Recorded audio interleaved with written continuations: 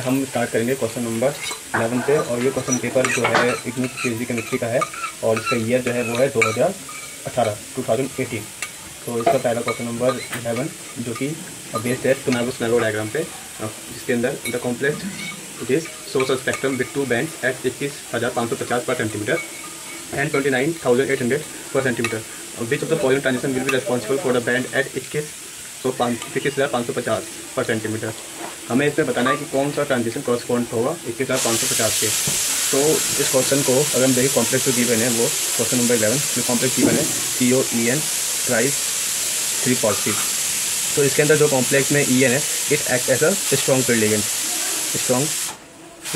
Ligand, जिसकी वजह से क्या होगा, जो यहाँ पे ऑर्गल डायग्राम है वो एप्लीकेबल नहीं होगा, क्योंकि Orgel diagram only applicable for the high spin complexes और ये क्या है, लो स्पिन कॉम्प्लेक्स है। देयरफॉर टुनागो डायग्राम से हम इसको समझेंगे।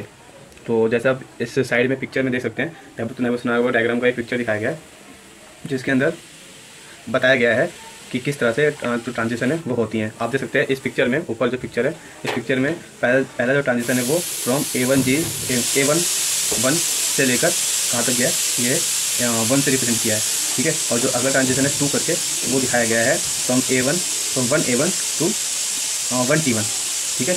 और फिर उसके जो अगला ट्रांजिशन दिखाया गया वो फ्रॉम 1A1 टू 1T2।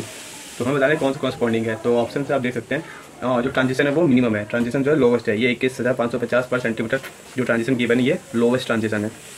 और लोवेस्ट ट्रांजिशन जो है वो आप देख सकते हैं क्रॉसओवर लाइन से थोड़ा सा पहले में, जो कि लेफ्ट साइड में, वो क्या है ट्रांजिशन उतना इफेक्टिव नहीं है। लेकिन जो उसके बाद जो क्रॉसओवर के बाद है स्ट्रॉन्ग फील्ड लिगेंड जो होता है, उसके क्रॉसओवर के बाद जो स्ट्रॉन्ग फील्ड लिगेंड की ट्रांजिशन को हमें देखना है, तो वो ट्रांजिशन है वो फ्रॉम 1A1 टू 1T1 तक है। फ्रॉम 1A1 टू जी वो सोचता है क्योंकि ऑक्टेल कॉम्प्लेक्स है, ठीक है, और टू 1T1 जी, ओके, ये आंसर अपना। तो this option number 1 will be most appropriate, okay. Question number 12, इस क्वेश्चन में बोला गया Balmer series of the hydrogen atom spectrum has the wave number given by the equation. So इस क्वेश्चन में बाल्मर सीरीज को बताया गया है। हमें बताना है कि कौन सा हाइड्रोजन स्पेक्ट्रम जो है वो बाल्मर सीरीज के लिए वेव नंबर कैलकुलेट करेंगे, तो वो उसका फॉर्मूला कौन सा मोस्ट अप्रोप्रिएट है। तो उससे पहले हमें ये पता होनी चाहिए कि बाल्मर सीरीज जो होती है उसमें जो एनर्जी लेवल होती है, अगर बात करूँ मैं लाइन स्पेक्ट्रम की, तो उसमें क्या होता है, ये अगर 1 है 1 और ये एनर्जी लेवल 2 है, ये 3 है, ये 4, दिस इज 5 होगा क्या, जो अगर ट्रांजिशन लेट्स से इन्फिनिटी से अगर वो ट्रांजिशन कहाँ तक आता है 1 तक आता है, तो इसको हम बोलते हैं लाइमन सीरीज, ओके। और ये इसका जो रेंज होती है वो UV के अंदर आता है, ठीक है, UV रीजन में आता है। और मतलब इसमें जो n इनिशियल था, मतलब वो n जो है जो स्टार्ट हो रहा है वो कहीं से सकता है इन्फिनिटी से लेकर, है ना, 1 2 3 4 कहीं से सकता है। लेकिन जो यहाँ पे n फाइनल है वो कहाँ तक आएगा, 1 तक आएगा, तो इसमें NF = 1 होगा, ओके। और वैसे ही सेम अगर ये ट्रांजिशन कहाँ तक आती है, n = 2 तक होता है ट्रांजिशन, तो उसको ये NF2 होता है, तो इसको बोलते हैं बाल्मर सीरीज, ठीक है। और ये जो होता है बाल्मर सीरीज ये अपना विजिबल रेंज में आता है, ठीक है, ये पता होना चाहिए। ऐसे ही और भी होते हैं जो यहाँ पर अगर है, तो ये आता है अपने पर पार्सन सीरीज, ठीक है। इसमें NF की वैल्यू क्या होगी, NF विल बी 3। और इसके सेम केस में ये होता है, इसको बोलते हैं क्या बोलते हैं, ब्रैकेट होता है। अगर 4 तक आता है तो उसमें NF की वैल्यू होता है +4। और ये सारे आयर में आते हैं, ठीक है। ये फार आयर होता है, बाल्मर जो पार्सन होता है, और जो पार्सन नहीं, जो ब्रैकेट होता है पीफंड, वो क्या होते हैं, फार आयर में आते हैं। इस चीज़ में पता होनी चाहिए, ठीक है। अब क्वेश्चन के अकॉर्डिंग क्या है कि फॉर्मूला बाल्मर सीरीज के लिए वेव नंबर रिप्रेजेंट कैसे करते हैं, तो जो जनरल फॉर्मूला होता है, general formula for wave number calculation, for wave number let's say UV बार, तो उसके लिए क्या होता है, ये अपने पास आता है रेडवे कांस्टेंट R, और ये होता है n कहाँ से ये कहाँ तक हो रहा है, NF का स्क्वायर माइनस N1 का square, n let's say initial का स्क्वायर, ठीक है, कि फाइनल ट्रांजिशन से लेकर इनिशियल ट्रांजिशन कहाँ तक हो रही है। तो इसमें करना क्या है आपको, हम बात करेंगे किसके लिए, बाल्मर के लिए। तो बाल्मर में क्या होगा, यहाँ पे 1/n, NF क्या है बाल्मर के लिए 2, तो यहाँ पे 2 का स्क्वायर माइनस 1/ni का स्क्वायर, ठीक है। अब ni जो हो सकता है कुछ हो सकता है वो 2 से भी हो सकता है स्टार्ट, है ना, वो 2 से नहीं, वो 3 से हो सकता है स्टार्ट, 4 से हो सकता है, 5 से हो सकता है, 6 और इन्फिनिटी से होता है। मतलब जो नंबरिंग होगी ni की वो 2 4 5 ऐसे स्टार्ट होगा, 2 चलता रहेगा। देयरफॉर जो ऑप्शन है, option number 4 will be most appropriate, क्योंकि यहाँ पर जो एन एफ की वैल्यू दी गई है वो सम मतलब 1/2² से 2 से होता है, इसका 2 तक आता है, और एन स्क्वायर से स्टार्ट होता है। अब जो एन की वैल्यू 3 4 5 6 जो कि इसमें सही रिप्रेजेंट है ऑप्शन नंबर 4 में, therefore option number 4 will be most appropriate. Now question number 13। Question number 13 what 13 it says the spectroscopic ground state term symbol for the octahedral complex is 4 vanadium 2+, cobalt 3+, and nickel 2+ respectively। तो क्या होगा इससे हमें बताना है। तो for the cobalt for the vanadium 2+, इसमें अगर इसके हम इलेक्ट्रॉनिक कॉन्फ़िगरेशन लिखे तो वो होगा let's say 3D scandium titanium vanadium 3D3 4s2, but in +2 oxygen state और 2 इलेक्ट्रॉन्स में से रिमूव हो गए होंगे। दैट मीन्स जो इलेक्ट्रॉनिक कॉन्फ़िगरेशन होगी वो होगी वेनेडियम 3D3 ओके और 4s0। तो ग्राउंड स्टेट टर्म सिंबल के लिए जो जनरल फॉर्मूला होता है वो क्या होता है 2s+1 और यहाँ पे L की वैल्यू, ये अपना ग्राउंड स्टेट टर्म सिंबल के लिए रिप्रेजेंटेशन है।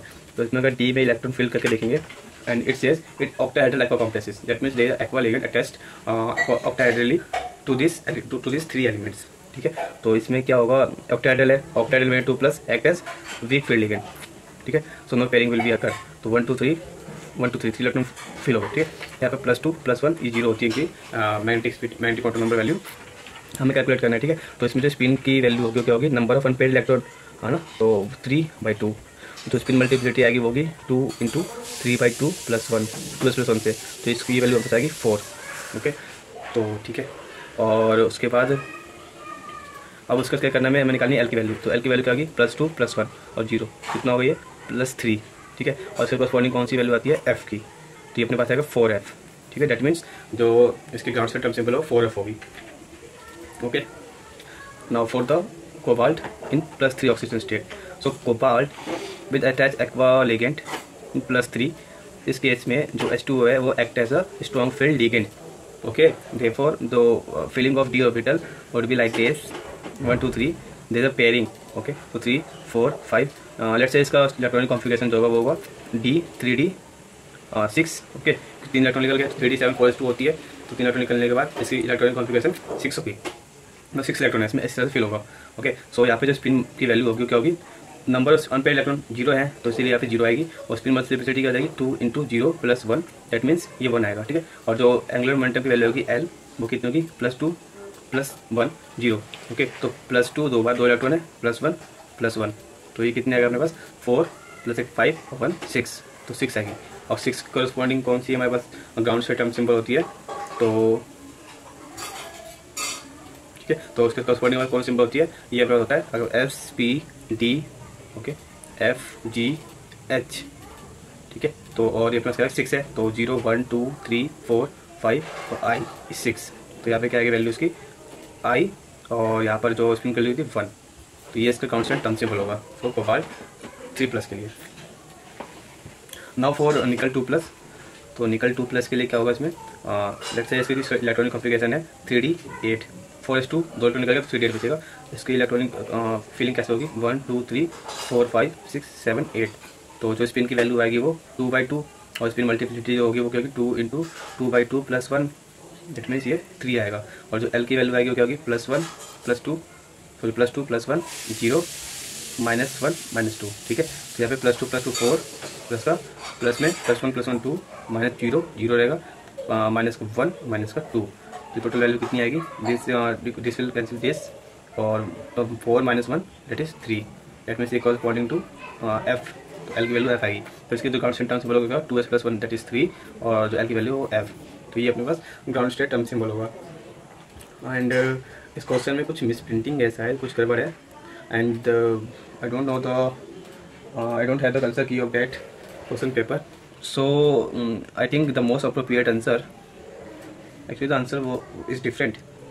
Let's say this is the question and this is the method that you have to know that how to calculate the ground state term symbol for a given elements. ठीक है, और अगर इसका कोई answer आपके पास हो इस क्वेश्चन का तो let me know in the comment section. Question number 14. According to Vode rules, the correct structural types of B12H12 2 negative and B5H9 are, तो क्या होगा Vode rule के अकॉर्डिंग जो B12H12 2 नेगेटिव, ठीक है, और ये B5H9, तो Vode rule के अकॉर्डिंग जो बोरिंग की स्ट्रक्चर होती है उसको हम डिटरमाइन करते हैं। कुछ चीज़ें हम याद होनी चाहिए उसकी, जैसे कि BNHN अगर कितना है यहाँ पर 2 लेट से 2 नेगेटिव है, 2 पॉजिटिव है, तो ये अपने पास होता है सुपर क्लोजो, ठीक है। और अगर BnHn है तो ये अपने पास होता है क्या, हाइपो, ठीक है, हाइपर क्लोजो लेट से। और अगर BnHn 2 नेगेटिव है तो ये अपने पास होता है क्लोजो। और अगर BnHn 4 नेगेटिव है तो ये अपने पास होता है नीडो। और अगर BnHn 6 नेगेटिव है ये होता है एरेग्नो, ओके। ऐसे BnHn 8 नेगेटिव है तो ये होता है हाइपर क्लोजो, ठीक है, sorry hyper closo, this is hyper और दिस इज हाइपो। और अगर BnHn 10 नेगेटिव है तो इसकी वैल्यू होती है, इसको हम बोलते हैं क्लैडो, ठीक है।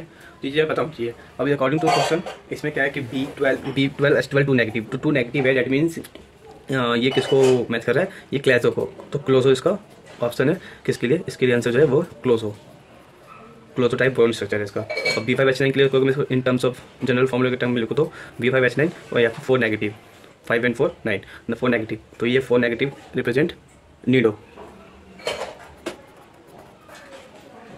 Okay. So closo and nido respectively.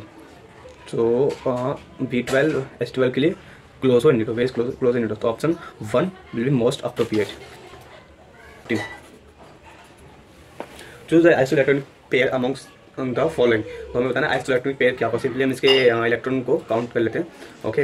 We can calculate its valence electron also, ठीक है। तो जैसे कि पहले वाले के लिए COH2O6, ठीक है, तो इसमें जो इलेक्ट्रॉनिक कॉन्फिगरेशन होगी क्या होगी 3D7 4s2, that means there is 9 electron, okay, in its valence shell. और there is cobalt H2O6 3D7 4s2, इसकी कॉन्फिगरेशन है, electronic configuration in its valence shell is 9, therefore is 9 electron.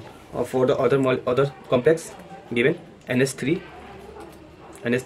6 2 positive, तो इसके लिए electronic configuration जो copper की वो होगी 3D9 4s2, 2 इलेक्ट्रॉन रिमूव हो जाएंगे तो यहाँ पे 0, दैट मीन्स 9 इलेक्ट्रॉन है, ठीक है।